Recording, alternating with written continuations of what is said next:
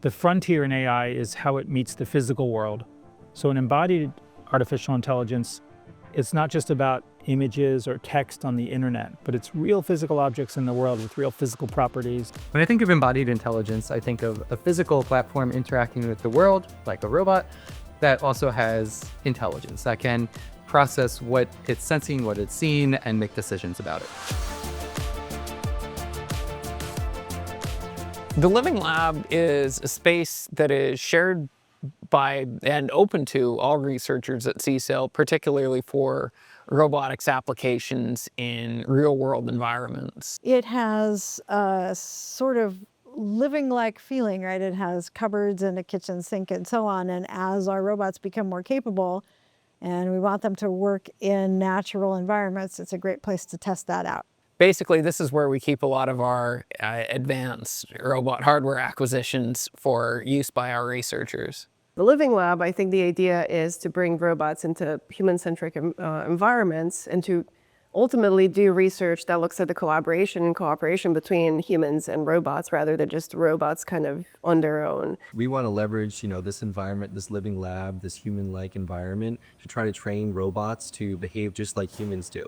And that could be maybe, making a coffee, making lemonade, just walking around the environment, doing things like opening the dishwasher or putting something into the oven. We're really interested in understanding how can robots learn from humans to do these kind of simple household tasks. We're leading the forefront of a lot of the development of applications for these robots. So if you buy this hardware off the shelf, it doesn't do anything. A Unitree G1 can walk around. But if you want it to do your dishes, or you want it to make you a drink, or you want it to do your laundry, these are all things that are being worked on by researchers in the Living Lab. Usually when, say, we collaborate with our industry partners, because our industry partners have very specific needs sometimes or very specific applications, it's usually customary to kind of think about what is the lab analog of this task that our industry partner has so that we can actually do it.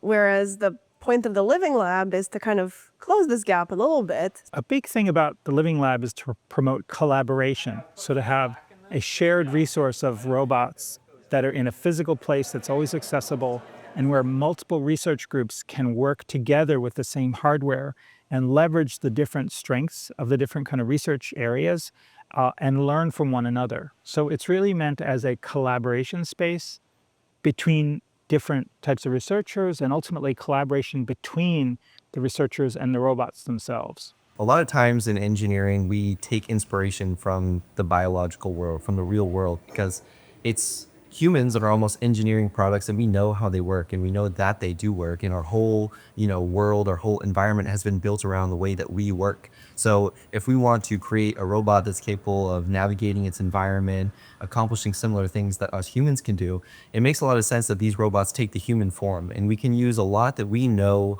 about how humans move to try to teach these robots to accomplish these tasks successfully. We have some of the cutting edge robot hardware in this lab to experiment with and to tinker with, particularly within CSAIL, the work that we sort of get to do and that I get to do. I mean, I get to build and program robots every day. Like, what's not to love about that? It's fantastic.